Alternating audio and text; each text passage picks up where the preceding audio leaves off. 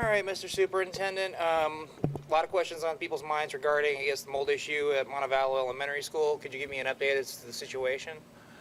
Okay, well, we've had a cleaning crew to come in there, professional cleaners to come in and clean it. We did, ERG came in and did a study, and we discovered there was some mold issues in one classroom. So we began the process of evaluating our next step. So we moved some students out, we brought some portables in, we moved the students into those areas, and we're in the process now of doing some remediation in those classrooms and also some areas. The rain that we've had this summer and the past few months have caused some flooding issues around there. Around the school, around the classrooms and everything. So we're having to go in and do some remediation outside. We're going to move some dirt, and we have an engineer come in and look at what needed to be done. So we're in the process of doing that. The board meeting today was declared an emergency situation. And so we had one item on the board today declared an emergency, and now that gives the go-ahead for our maintenance and construction groups to go ahead and develop a strategy and begin the process immediately of rectifying the situation. How are we having to pay for this? Because I know that this wasn't in the budget. So are we having, with the emergency, do we... Well, each year in the budget we have a maintenance section of the budget, and we just look in that section, and we will have the money fulfilled in that particular area. Any idea how long the students were in the classroom before the mold was discovered?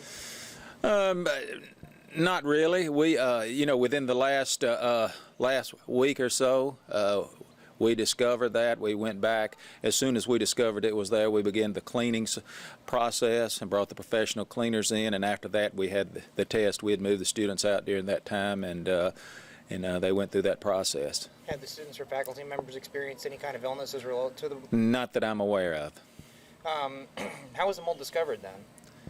The mold was discovered as a small place on the wall, and that's when our maintenance department was notified. We went in and began cleaning at that time, and with the professional cleaners, and went through the process that we're involved in now. So we only have one classroom that's... One classroom that has that black mold that's in it. The others, the adjoining classrooms, they're being cleaned though. So we're doing remediation in that whole wing. There are 5 classrooms there, and we're going to move those kids out because there'll be some efforts in construction around those areas outside the classrooms and everything. So we thought it best to bring in portable classrooms in an area there for the next couple of months to make sure we get all that done. So maybe the hope is to get the students back into the classrooms by after Christmas? By January, yes, or a little before Christmas. Are you satisfied with how this has all transpired? We have. We looked at the situations. Once we were notified for that situation, we began a process of going through a protocol that we normally do in situations like this, and we moved straight through it.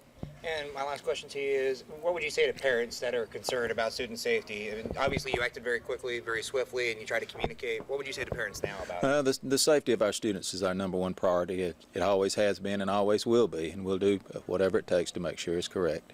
Thank you very much, Mr. Superintendent. All right.